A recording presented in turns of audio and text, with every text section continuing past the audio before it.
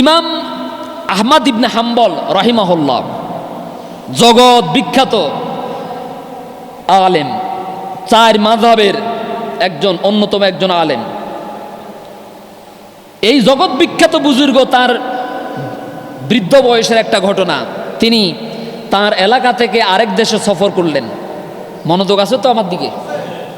জগৎ বিখ্যাত আলেম, হাম্বলি মাযহাব তো বুঝেন, হাম্বলি মাযহাব সহজ করে দিলাম।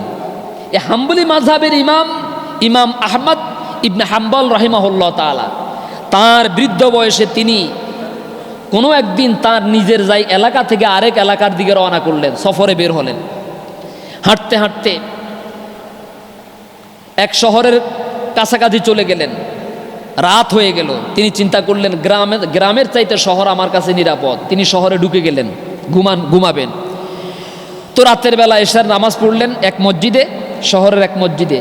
নামাজ পড়ার পর মসজিদের মুয়াজ্জিনকে বললেন, মুয়াজ্জিন সাহেব, আমি এক জায়গায় সফরে বের হয়েছি, রাত হয়ে গেছে, একটু নিরাপত্তার জন্য মসজিদের বারিন্দায় আমার যদি একটু শোয়ার জায়গা করে দিতেন, আমার একটু ঘুমানোর দরকার।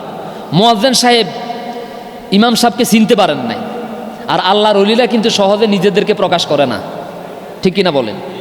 যে আমি অনেক আমল করি, যারা প্রকৃত আল্লাহর জন্য আমল করে, ইবাদত করে, তারা এটা কাউকে, এই আল্লাহর ওলিরা মারা যাওয়ার পরে তাদের কারামতগুলো প্রকাশিত হয় বেশিরভাগ। তো মুয়াজ্জিন তো চিনতে পারে নাই, হুজুরকে বাইর করে দিছে, কয় না যে এখানে থাকার কোনো সুযোগ নাই, বাইর করে দিছে। হাঁটতে লাগলেন, হাঁটতে হাঁটতে দেখলেন এক ব্যক্তি রুটি বানাচ্ছে। তিনি মুরব্বী মানুষ, চিন্তা করলেন আমিও বুড়া মানুষ, যিনি রুটি বানাচ্ছে উনিও বুড়া মানুষ, একটু যাই হয়তো এই রাতের বেলা আমার মুখে পড়তেছে আস্তাগফিরুল্লাহ আস্তাগফিরুল্লাহ।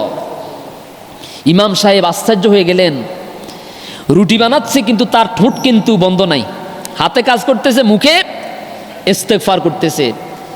ইমাম সাহেব দীর্ঘ সময় পরে লোকটাকে জিজ্ঞেস করলেন, শোয়া থেকে উঠে আসলেন, আসার পর জিজ্ঞেস করলেন, আচ্ছা আপনার দিকে আমি লক্ষ্য করলাম, আপনি যতক্ষণ পর্যন্ত রুটি বানাচ্ছেন আর ইস্তেগফার করতেছেন, এইভাবে আপনি কতদিন আমল করতেছেন? তিনি বললেন, আমি যেই দিন থেকে ইস্তেগফারের গুরুত্ব বুঝেছি, আমি যেই দিন থেকে বালেগ হয়েছি, বালেগ হওয়ার পর থেকে আমি যেই দিন থেকে এই ইস্তেগফারের গুরুত্ব সম্পর্কে, ফজিলত সম্পর্কে বয়ান শুনেছি, সেই দিন থেকে আমি এই ইস্তেগফারের উপর আমল করি। কোনো দিন আমি ইস্তেগফার ছাড়া ঘুমাই না। সুবহানাল্লাহ। রাসূল সাল্লাল্লাহু আলাইহি সাল্লাম নিজেও দৈনিক 100 বার ইস্তেগফার করতেন। সুবহানাল্লাহ।